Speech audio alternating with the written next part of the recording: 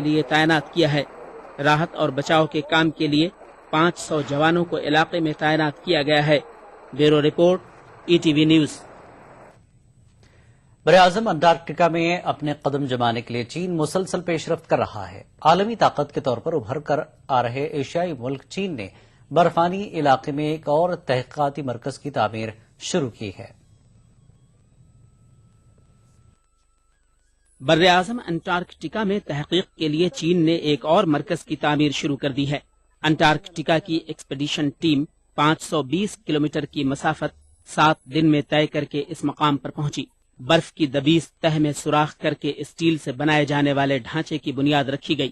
مجوزہ مرکز کی سائٹ پر تعمیراتی کام شروع کرنا بڑا ہی دشوار کن کام ہے، کیونکہ -20 ڈگری سیلسیس درجہ حرارت میں کھدائی کے دوران بہت ساری مشکلات پیش آتی ہیں۔ چین کی ٹیم نے ہر چیز کو منجمد کر دینے والے اس ماحول میں تعمیراتی کام شروع کرنے کے چیلنج کو قبول کیا اور اپنے کام میں پیش رفت کر کے دکھائی۔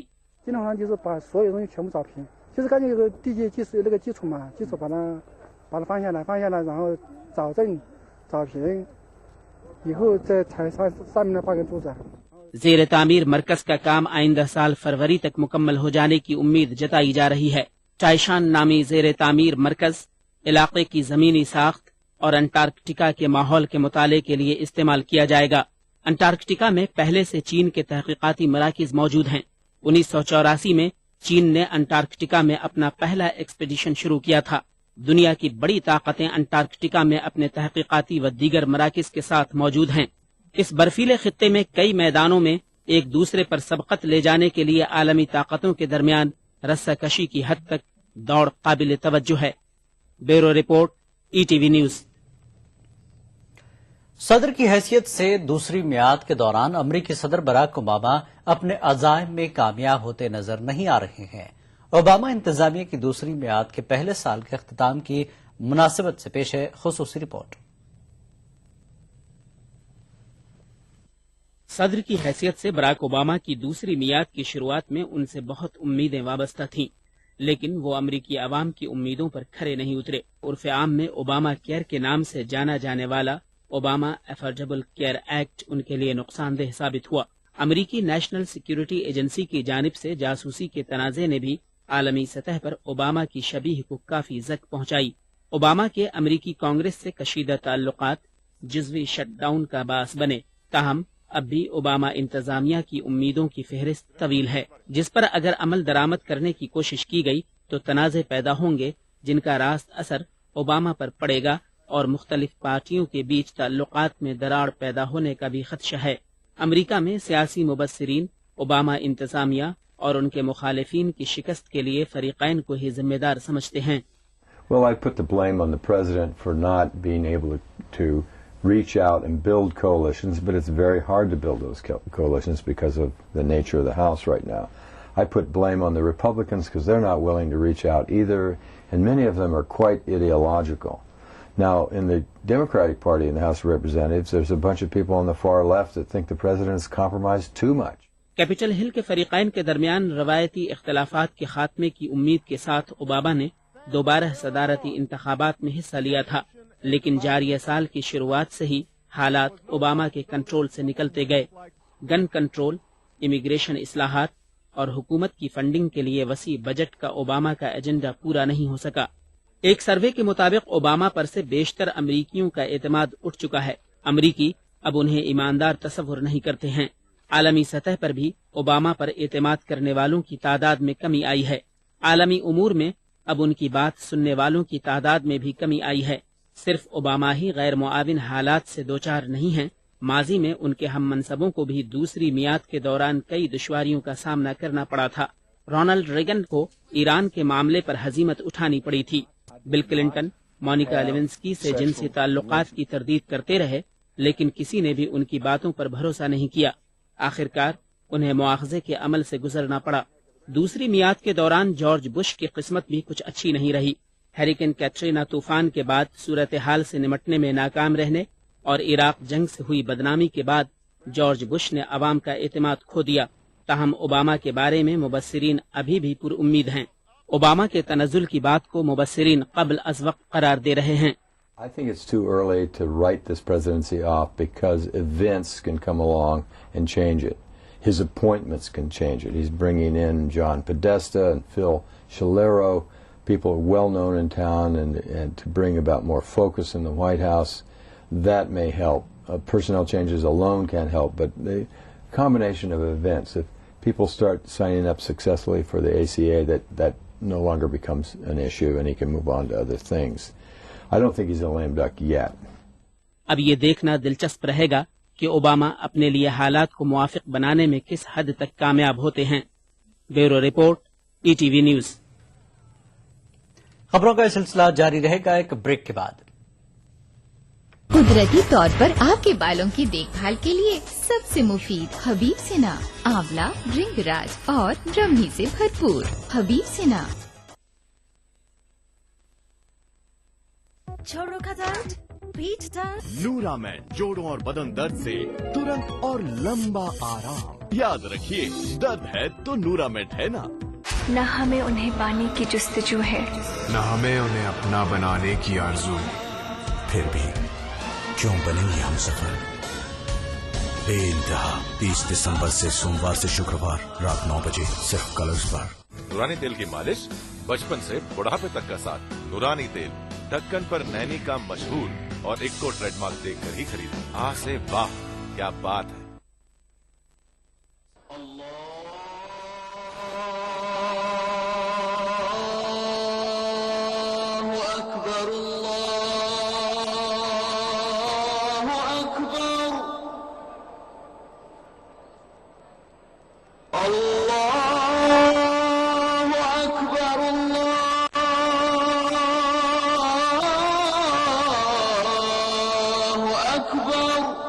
مسجد الحرام سے نماز فجر دیکھیے روزانہ صبح 5:30 بجے صرف ETV اردو پر.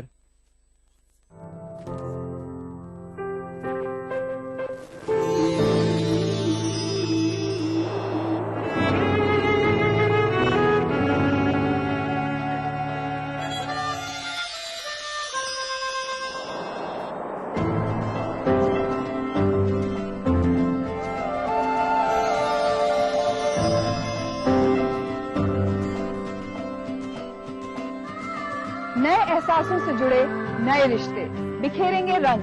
زندگی لائیو سیزن 5 اتوار دوپہر 12 بجے اور سنیچر دوپہر 12:30 بجے.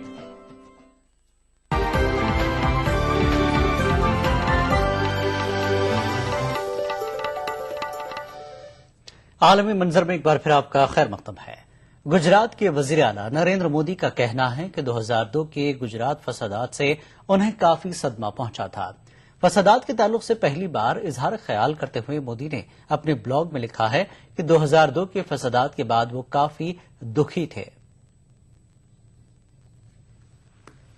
سن 2002 کے گودھرا فسادات کے تعلق سے گجرات کے وزیر اعلیٰ نریندر مودی نے پہلی بار اظہار خیال کیا ہے.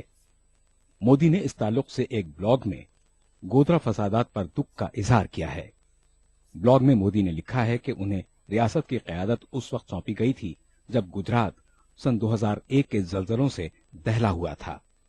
مودی نے لکھا کہ زلزلوں کے کچھ ہی دنوں بعد گودھرا فسادات رونما ہوئے جس سے وہ صدمے سے دوچار ہوئے.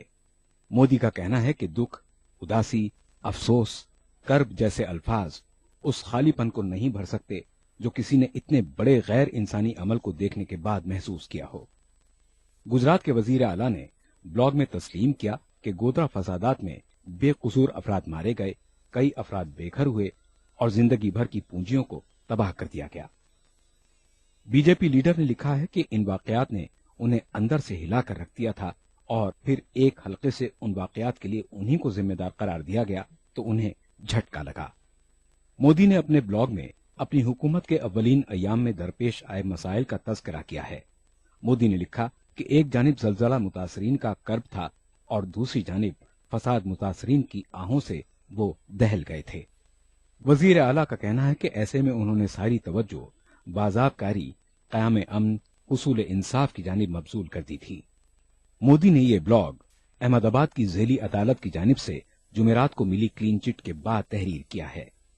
جمعرات کو عدالت کا فیصلہ آنے کے بعد مودی نے اسے सत्यमेव जयते करार दिया था। बीजेपी लीडर ने ब्लॉग में लिखा है कि वो आज भी जब उन दिनों को याद करते हैं तो दुआ करते हैं कि ऐसे हालात किसी मुल्क, किसी रियासत, किसी समाज या किसी फर्दे वाहिद की जिंदगी में दोबारा ना आए। मोदी का कहना है कि ट्रेन आतिशज़दगी के फौरी बाद भी उन्होंने अवाम से अमन व अमान बनाए रखने और बेकसूर अवाम की जिंदगियों को खतरे में न डालने की बारहा अपील की थी। वजीर आला ने लिखा है कि उन दिनों भी वो मीडिया के तवस्सुत से बारहा अमन व अमान की बरकरारी की अपील कर रहे थे। वजीर आला का कहना है कि उस वक्त उनकी हुकूमत के इक़दामात पर सवालिया निशान उठाए गए थे। मोदी का कहना है कि क़याम अमन और हुसूल इंसाफ को यकीनी बनाना, कसूरवारों को सजा दिलाना हुकूमत की जिम्मेदारी है। वजीर आला का कहना है कि उनकी हालिया सद्भावना रैलियों में इसका मुजाहरा किया गया।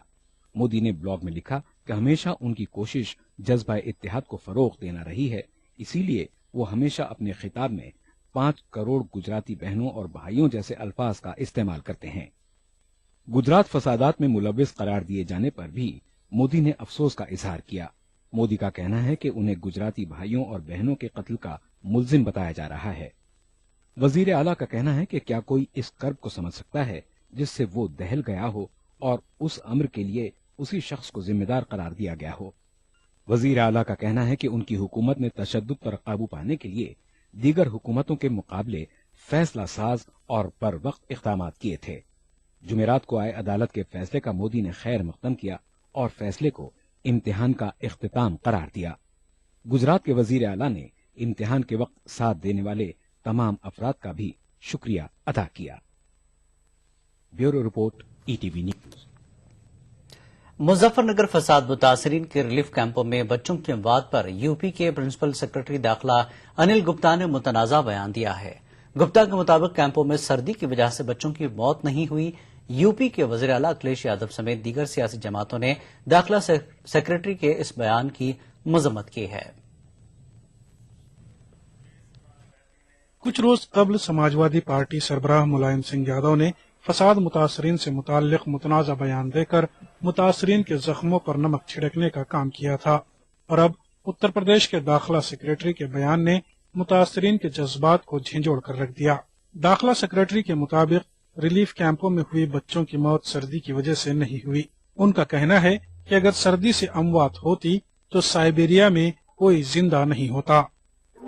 जो हमारे पास रिपोर्टेड है 2-3 केसेस 4 केसेस ऐसे हैं जिसमें उन्होंने निमोनिया बताया है। ठंड से मरा कोई नहीं बताया है। ठंड से कभी मरता कोई नहीं। अगर ठंड से मरते तो साइबेरिया में कोई ना बचता। दाखिला सेक्रेटरी के इस मुतनाज़ा बयान की हर जानिब से मजम्मत की जा रही है। चीफ स्तर के पदाधिकारी बोलते हैं कि ठंड से लोग साइबेरिया में क्यों नहीं मरते हैं। मैं इसकी भर्त्सना करता हूं। ये गैर जिम्मेवार सरकार है। तो नेचुरली वो मृत्यु उसी मतलब जो बहुत विशेष ठंड है उसको बर्दाश्त नहीं कर सकते हैं। लेकिन ये कहना कि ये कोल्ड के कारण नहीं है तो इसका मतलब आप ये कहिए कि आप उनको राशन नहीं दे रहे इसके कारण है, तो ये बहुत गैर संवेदनशील बयान है और आउटलैंडिश है, हम कह रहे हैं। अनिल गुप्ता के इस मुतनाज़ा बयान पर यूपी के वज़ीर आला अखिलेश यादव ने कहा कि सियासी लीडर हो या अफसर, हर किसी को बोलने में एहतियात से काम लेना चाहिए। कई बार सवाल जवाब में बातचीत में जो भाषा बदल जाती है, मैं समझता हूं उन लोगों को अपनी भाषा पे नियंत्रण रखना चाहिए और हम लोग भी कोशिश करते हैं। दाखिला सेक्रेटरी के खिलाफ हुकूमत क्या कार्रवाई करेगी, इस ताल्लुक से अखिलेश यादव ने जवाब देना मुनासिब नहीं समझा। अखिलेश यादव ने इल्जाम लगाया कि मुजफ्फरनगर फसादात के मुतासरीन के रिलीफ कैंपों के मामले पर सियासत करने की कोशिश की जा रही है। Bureau report, ETV news. आलमी मंजर में फिलहाल इतना ही। आदाब।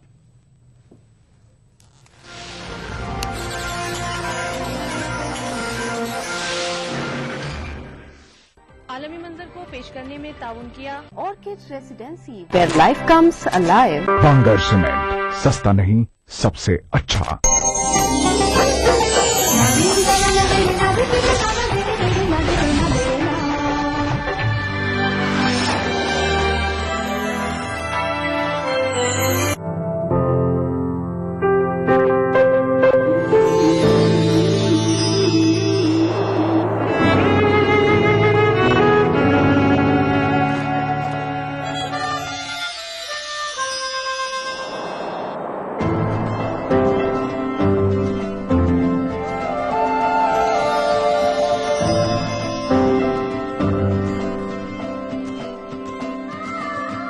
एहसासों से जुड़े नए रिश्ते बिखेरेंगे रंग।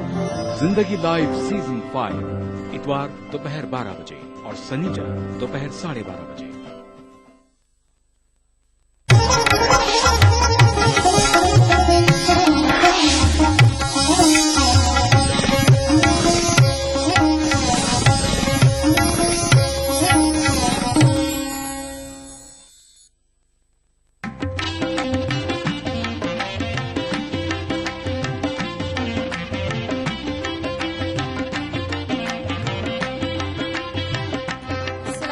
ख़वातीन और हज़रात, मैं साशा ज़ैदी। कुछ गज़लें कंपाइल और कंपोज की गई हैं जो कि यूसुफ सलाहुद्दीन और उस्ताद जहाद फ़तेह अली खान ने मिलकर कुछ हमारे लिए तैयार की हैं। अस्सलाम वालेकुम, सबको बहुत खुशामदीद कहता हूँ। इस इवेंट पे हम इकट्ठा हुए हैं और गालिब के लिए जो गज़लियात मियाँ यूसुफ साहब ने कंपोज की हैं और मैंने उसमें कुछ अशार को कोशिश की है उसको कंपोज करने की। तो खान साहब बिस्मिल्लाह कीजिए। पहली गजल है दिल से तेरी निगाह जिगर तक उतर गई।